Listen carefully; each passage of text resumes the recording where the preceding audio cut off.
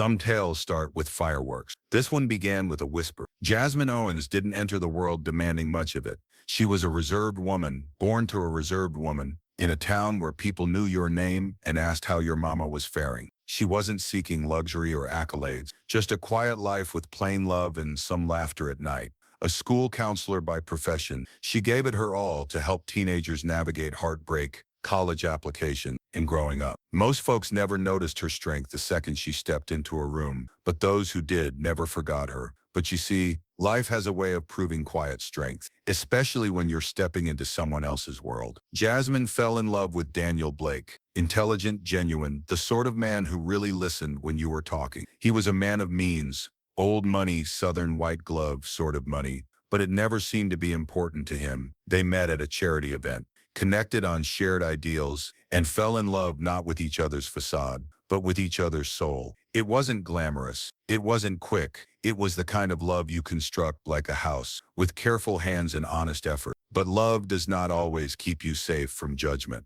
When Daniel asked her to marry him, Jasmine felt as though the difficult part was done. She felt as though she had won her place at the table, that her character had spoken for itself. But what she did not understand was that the table had already been set, and not in her favor. A few days later, Daniel's parents asked her to brunch. Fancy food, courteous smiles, questions that treaded the fine line of being friendly. And just before dessert, a manila envelope materialized, thicker than it needed to be. A prenup, not presented with kindness, not talked about with tact, but imposed like a final examination, merely a formality, they told her, to safeguard Daniel's future, as though Jasmine had been planning to steal it from the start. And there she sat, a woman of elegance being gazed at like a menace, not due to who she was, but due to who she wasn't. Now this is where some people might have made a big scene, thrown the table around, stormed out the door, but Jasmine didn't. She just listened, went home, thought, and the next morning, she signed it. No rage, no battle, just stillness. She loved Daniel. She thought they had a future. But something within her changed that day, a silent barrier that was erected and never really came down. The wedding continued. It was lovely, but Jasmine understood now, in this world, love wasn't sufficient enough to keep doubt from invading. Nevertheless, she persisted. She went to work, tutored her students, smiled through the cracks in her heart. And one day, a letter came. No return on it, only her name, in neat script. A note in there that would alter everything. You don't know me, but I've watched your life from afar. I think it's time you knew who I am. And a number. When Jasmine called, a voice answered. A deep, nervous voice that trembled as it spoke her name. I'm your father, it said. Harold Winslow. Now Jasmine had gone her whole life, never knowing who her father was. Her mother kept that chapter closed, with love and no bitterness. But Harold Winslow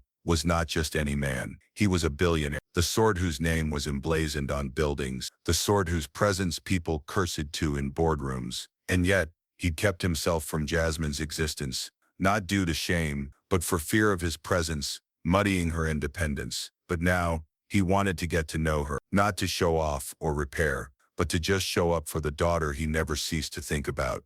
No headlines, no drama, just presence. And slowly, Jasmine let him in. She didn't need his money, never had, but she listened. She asked questions. She forgave. And slowly, a bond formed between a woman who had built herself from scratch and the man who saw she had grown stronger than he ever knew. And when Daniel's parents finally discovered who Jasmine's father was, oh, the tone changed. Suddenly, brunch invitations were back. Suddenly, the prenup was just standard. Suddenly, they regarded her as one of us. But Jasmine, she didn't require their apologies, because she had already demonstrated everything they didn't get the first time. So, what do we learn from a story such as this? What does it say when a woman is doubted, not due to her behavior, but due to the narrative others constructed in their minds? What can we learn from one who doesn't combat fire, but with grace? And how do we react when the world finally catches up to what we were worth in the first place? This tale is not about finances.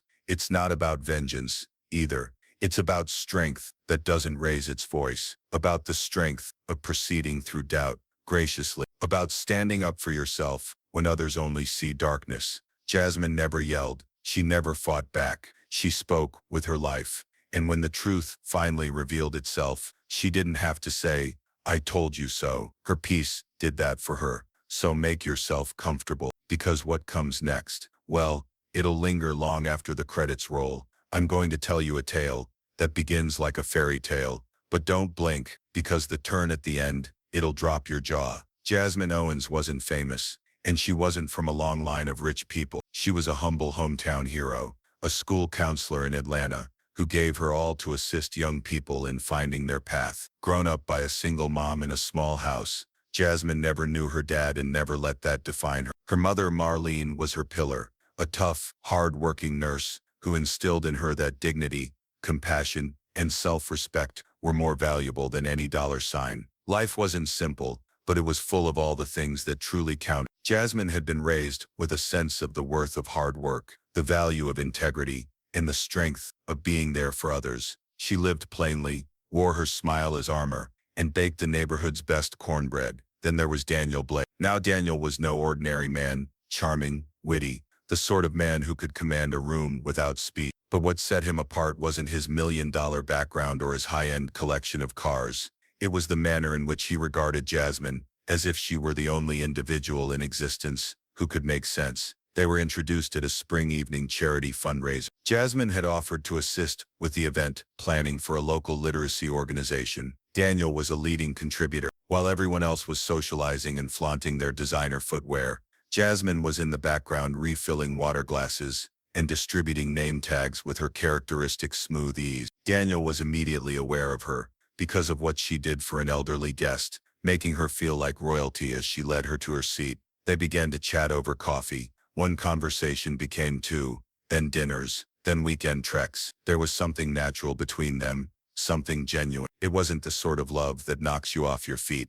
It was the sort that takes deep roots and catches you one morning when you wake up to find that you can't live without the other individual. Jasmine was hesitant at the beginning. Their worlds were not the same. Daniel was old money, private school, country club, but he never made her feel inferior. He listened, gave her space, and arrived on time, even arrived at her mom's house with homemade banana bread the first time he came over. 1 year later, on a cool October night, under the glow of a golden maple tree, Daniel got down on one knee and proposed to Jasmine, and when he did so, he wept. Not loud, but quiet tears, the sort that catch you by surprise when you've discovered something you never thought you'd be worthy of. Jasmine said yes, through her own tears, heart exploding. But then, just as everything felt right, just as the world was all soft and full of possibility and light, things started to shift. Not with Daniel, but with the individuals who had been around him his entire life. The following morning, Daniel's parents extended an invitation to Jasmine to join them for brunch at their family compound,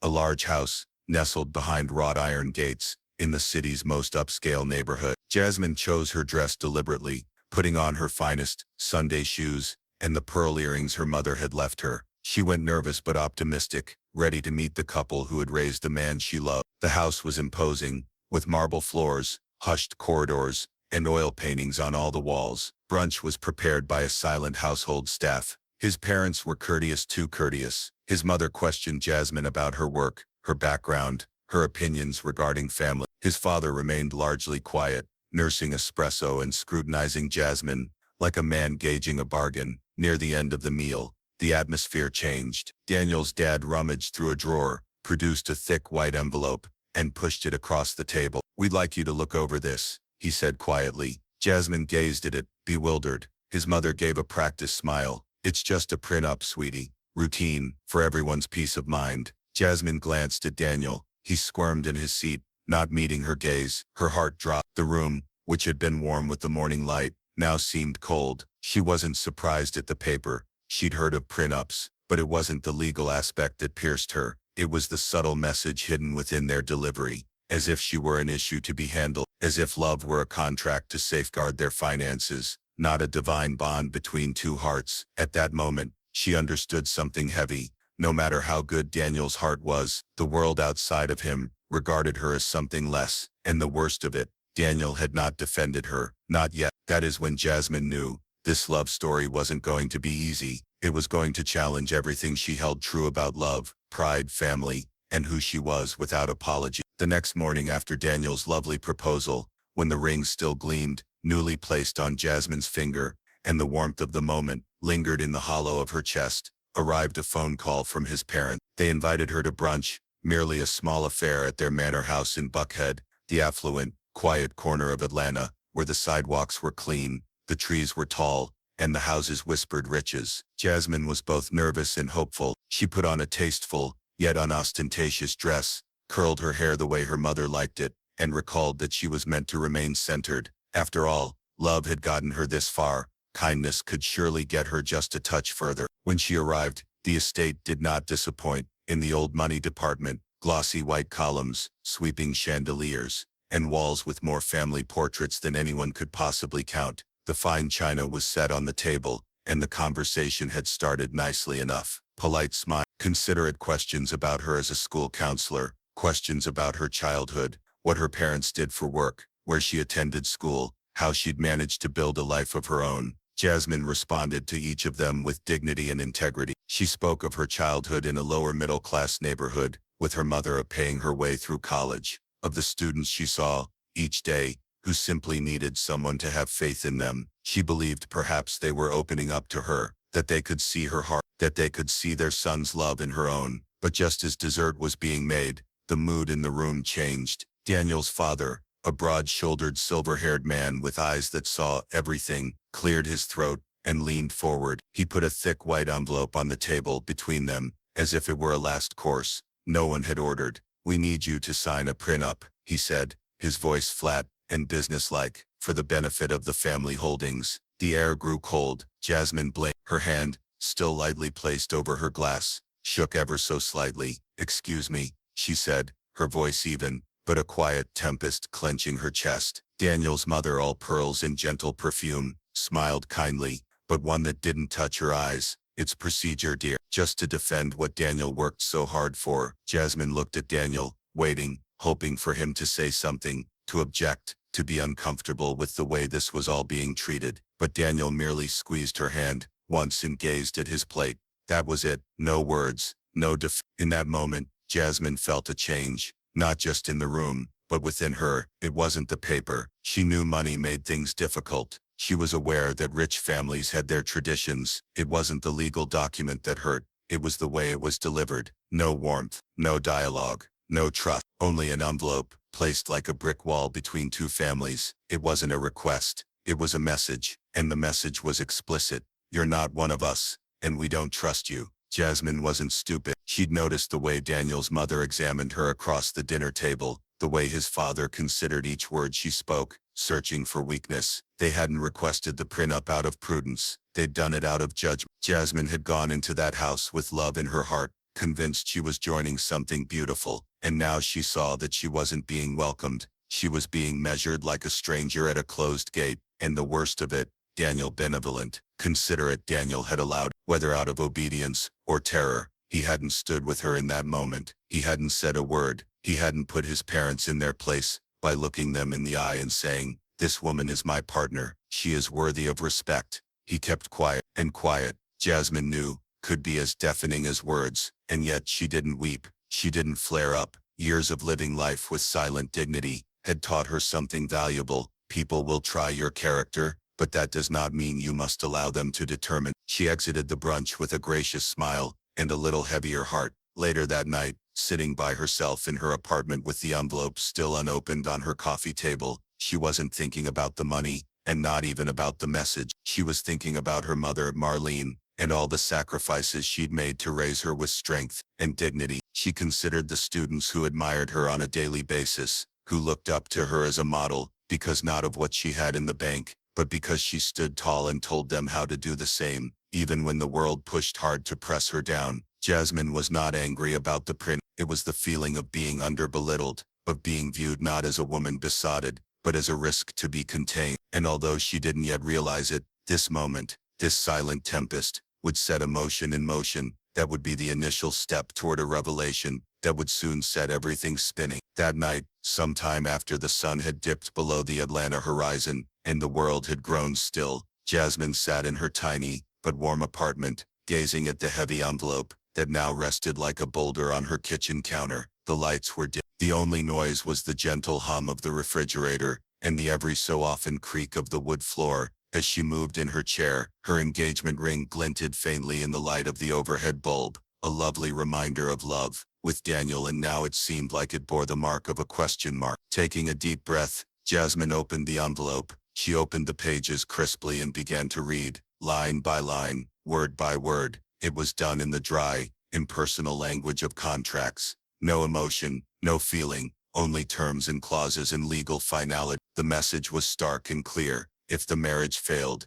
she would leave with nothing, no portion of Daniel's wealth, no financial safety net, no real estate, just her name, and whatever was already in her possession. The tone of the letter didn't catch her off guard. It was cold, just like the brunch conversation had been, but still, seeing it in writing for herself, made it real. Jasmine wasn't a stranger to struggle. She'd learned to budget each and every dollar with her mother, watching Marlene stretch paychecks and double shift just to get by. But this was different. This wasn't a matter of survival. It was a matter of trust, or rather the lack thereof. But Jasmine didn't weep. She didn't scream or break. She simply sat, allowing the silence to envelop her as she considered the man she loved, considered the life they were building, considered the deafening silence in which he had gazed at his plate when his parents put the papers before her, how he had said nothing, not to stand up for her, not to challenge the timing, not even to ask her what was what. In that silence, she heard what she saw. Jasmine wasn't a woman who acted on emotion. She was a woman bred on principle, and deep down, underneath the hurt of rejection, was something more powerful, clarity. She knew who she was. She knew her value wasn't dependent on what Daniel's parents felt about her, or what a piece of paper indicated. She didn't need their money, and she definitely didn't need their approval. So she slept on it, indeed, peacefully, and when morning light trickled through the curtains, soft and gold, she rose, brewed herself a cup of tea, and with sure hands, she signed. No drama, no hesitation, just quiet strength. Later in the afternoon, Daniel arrived, keyed up and agitated, his eyes flicking to the document. She'd left it upon the table, signed, and prepared. Jasmine, he began, voice low, I want you to know that I didn't care for how they did it. I should have spoken up.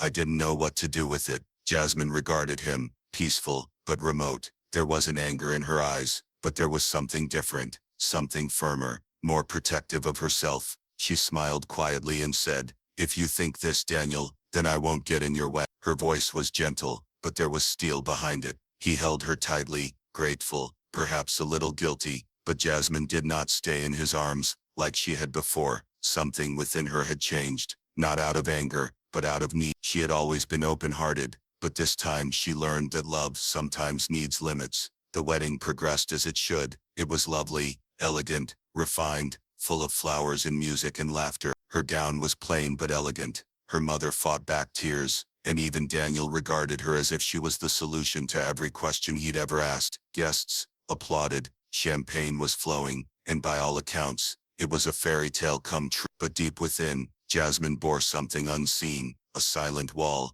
not a wall to keep people away, but one that would protect her peace, her dignity. She danced, she smiled, she made her vows honestly, and yes, she loved Daniel. Her love for him hadn't vanished. It was still there, warm and true, but it now coexisted with something else, a strong sense of self. For a time that passion was enough to sustain them. Jasmine immersed herself in their life together, working hard, caring for Daniel, creating a home full of warmth and laughter. They took weekend getaways, cooked Sundays together, and attempted to make room for each other's aspirations. But occasionally she would recall that brunch table, that envelope, that silence. She did not bring it up, but she did not forget about it. It became an unspoken thread in the fabric of their narrative, and although she never put it into words, Jasmine had promised herself that day, not to love Daniel, but to stand strong in who she was, no matter if others recognized her worth or not. Because in a world that often measures individuals by their bank account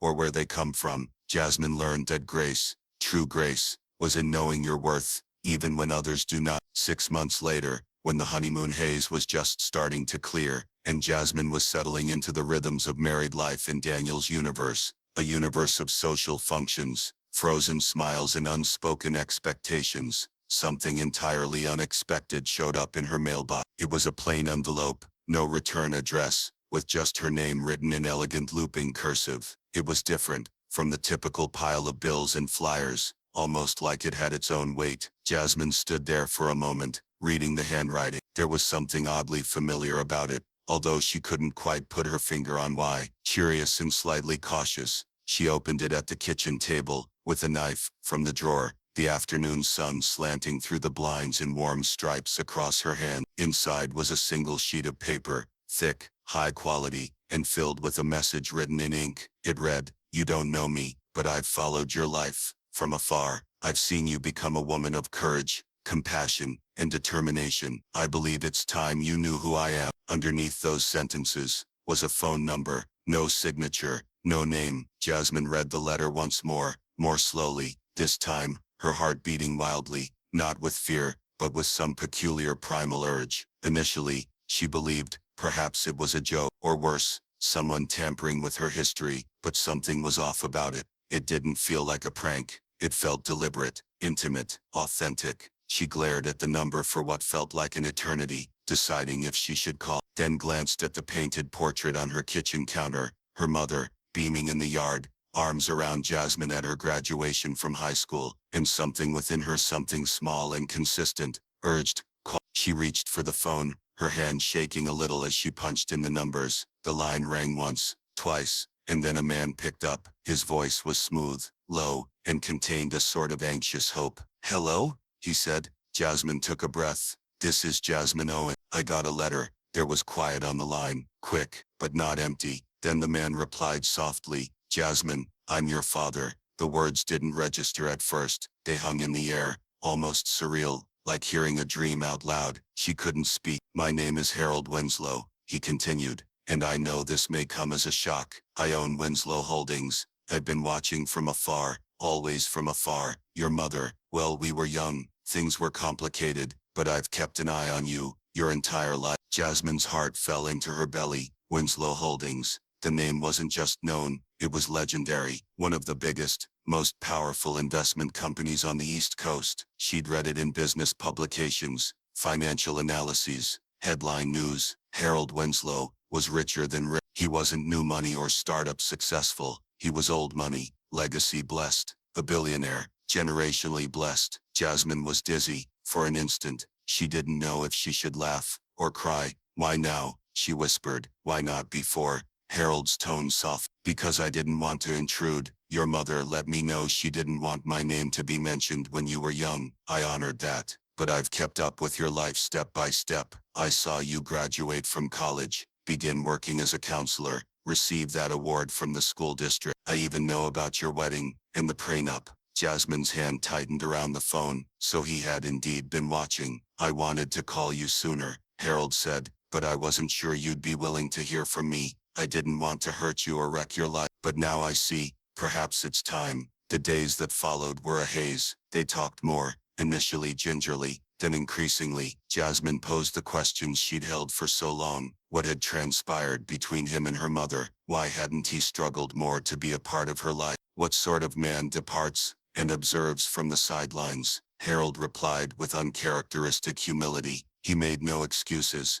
He owned up to his mistakes, told her he'd made some enormous ones, but despite it all, he said, he never lost his love. He wanted to shield her from the burden of his name and the glare that followed it. Jasmine didn't know what to do with herself. She was furious, overwhelmed, curious, hopeful, afraid, but above all, she felt something she hadn't anticipated, seen by a man who had known of her presence for years, a man who wasn't merely interested in her. He was proud of her. Ever so slowly, ever so cautiously, Jasmine consented to see him, and when she did, when she sat across from Harold Winslow, at a small restaurant, on the outskirts of town, she didn't look at a billionaire in a designer suit. She looked at a man attempting to span decades of silence, a man whose eyes welled up with tears the second he looked at her. "You have your mother's smile," he told her gently, "and her fire." They spoke for hours, not only about the past, but about the future. He inquired about her dreams, her job, her life with Daniel, and when he asked if she was happy, Jasmine hesitated longer than she anticipated. She was thankful for her life. Yes, but something had been missing. She had accepted so much, without ever feeling fully accepted herself. Harold didn't try to buy her affection. Instead, he listened. He showed up. He told her he wanted to support her, not with lavish gifts, but with presence, with partnership. "You don't owe me anything," he said, "but I'd like the chance to be in your life, as much or as little as you'll allow." For Jasmine, who had grown up, never knowing her father, it was a moment that cracked something wide open, not only a doorway to a new love, but to a new aspect of herself. She had lived life, never requiring anyone's money or approval, but understanding her heritage, understanding where she came from, gave her an odd and lovely fortitude, and that fortitude would be tested and exposed in a way that no one anticipated. In the peaceful, steady weeks following that first jarring phone call, Jasmine was moving into a new chapter of life she had never envisioned, one not of headlines and dollar signs, but of little moments of healing and honest. She met Harold Winslow, not as a nosy stranger or an angry daughter seeking answers, but as a woman who had established her own life, forged her own path, and now simply wanted to know where she was from. From the first encounter, it was obvious Harold wasn't trying to make a good impression. There were no luxury cars waiting in the driveway, no designer presents or overblown displays. Instead, he was simply there in a way that counted. He arrived early, listened intently, and spoke with a quiet modesty that caught her off guard. He didn't talk like a billionaire. He talked like a man trying to catch up on lost years. One afternoon, sitting in a peaceful park, filled with trees, Harold finally revealed what Jasmine had ever wondered about since she was a child. "Your mother and I," he said, his voice steady but soft. "We were young, scared. She wanted to raise you away from my world, and honestly, she was right. That world isn't kind to people who don't fit the mold. I didn't agree at the time, but I respected her wishes. I knew she'd raise you right, and she did." He hesitated, then gazed at her with eyes brimming with something more profound than regret, something more akin to pride. "I never forgot you, Jasmine, not a single day." Jasmine had little to say. She didn't have to. Her heart was listening. In the succeeding days, Harold made what he considered his duty, not in words, but in unobtrusive action. No splashy checks, no front-page articles, just quiet, reflective support. He established a trust, not to indulge her, but to ensure that she'd never have to make a decision between aiding a student at her school and paying her own bills. He founded a nonprofit in her name to work with youth counseling and literacy, two of the causes closest to her heart. He paid for new technology in the local schools of her district, anonymously initially, but the staff caught on. Eventually, Jasmine didn't even request any of it. To the contrary, she refused many of the requests. Harold insisted, however, not out of feelings of guilt, but out of a father's long love finding its way into the open. Then the ripple effect started. Word gets around quickly in Daniel's parents' social circles, and before long, the news filtered to them. Jasmine Owens, Atlanta's reserve school counselor, was Harold Winslow's daughter, a name that held prestige, heritage, and influence in the world of finance. Instantly, they softened their tone. The very same individuals who had once eyed her warily, pasted on smiles, tightly constructed interrogation, now called her dear. The very same lips that had once served up a prenup at brunch now desired to discuss how everything had been misinterpreted. Daniel's mom wrote her a letter by hand. Lovely stationery, impeccable handwriting. It said, "We hope you see that our motives were never personal. Protocols get misread. Family, we really do treat you like one of our own." Jasmine read it through once, then stashed it quietly away in her drawer. Not out of malice, but because it reminded her just how far she'd traveled. She wasn't bitter. She didn't want revenge. She cared nothing for proving herself anymore. The strength was in being aware that she didn't have to. Her peace wasn't constructed on approval. It was constructed on truth. When she ran into Daniel's parents at a fundraiser several weeks later, they came up to her with expansive smiles and warm hellos. Jasmine smiled back. She was kind, gracious, poised, but no longer the woman they had once probed over brunch. She had developed into something they hadn't anticipated, untouchable, not due to wealth, but because she now knew her own value in a way that no piece of paper could articulate. Daniel picked up on the change as well. He observed how Jasmine moved with quiet confidence as his parents rushed to reauthor the narrative they had initially established around her. And to his credit, he apologized again, this time more genuinely, not for the prenup, but for keeping quiet. "I should have defended you," he said to her one evening after dinner as they were washing dishes. "I didn't then, But I see you now, Jasmine, all of you, and I hope you'll forgive me for taking so long to get it. Jasmine nodded. She was a believer in second chances, but most importantly, she was a believer in change. The reality was, she still cared for Daniel. That love had not diminished, but now it walked on stronger feet, no longer in need of permission to be noticed, but standing in its own illumination. Jasmine's life didn't change overnight. She didn't leave her job or exchange her sedan for a sports car. She continued working at the school, continued having dinner with her mother on Sundays, continued having the children's artwork on her office wall. But something within her had changed, a quiet confidence, a deeper peace. And each time she walked by the framed wedding picture on the hallway shelf, she no longer saw a woman who had been underestimated. She saw a woman who had navigated judgment with grace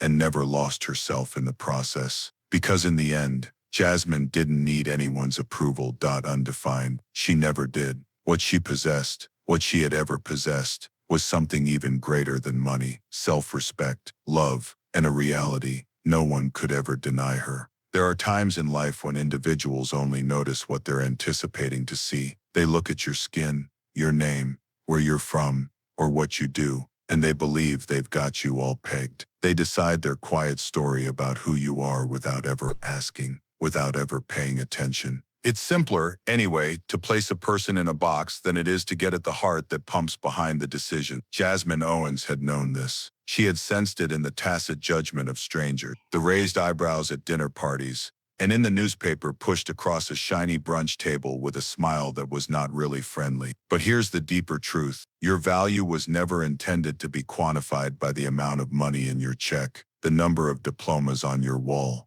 or the amount of zeros in your bank. Real value is quantified in grace. It's how you hold yourself when you enter rooms where people question. It's how you communicate when others anticipate you screaming. It's standing tall without tearing the other person down. Jasmine didn't lose her voice. She didn't took war on Daniel's family. She didn't stormed out or bitterness grew up in her. She allowed her quiet strength to speak instead. She made a choice not based on pride, but based on self-respect. And when things did shift in her world, when the revelation about her father happened and everything was turned upside down, she didn't gloat, didn't rub it in. She just smiled, not because now she didn't need their approval, but because she never had. And that's what made her strong. Jasmine taught us something precious and lovely, that sometimes dignity is more vocal than defense, that patience, coupled with principle, has the power to shake the foundations of those who rush to judgment. Life has a tendency to reveal the truth in the most unexpected ways, and when it does, it's not necessarily thunderous. Sometimes, the tide turns quietly, not loudly. In Jasmine's situation, her tale was more about identity than a prenup or secret fortune. It was about transcending the smallness of others and stepping completely into her own largeness. And ultimately, that truth, her soft, immovable truth, was worth more than any contract, more than any apology, and yes, more than any fortune could ever be.